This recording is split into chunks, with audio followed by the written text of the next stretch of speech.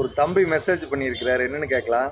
தலை எல்லாம் 1 லட்ச ரூபா 50,000 ரூபா அப்படின்ட்டு ஏஜிவி ட்ரெண்டிங்கில் இருக்கிறப்ப நம்ம தலை தான் பட்டையை கிளப்பி 1500 ரூபாய்க்கு ஏஜிவி ட்ரெண்டிங் ஸ்டைல் நீங்கள் தான் கொடுத்தீங்க.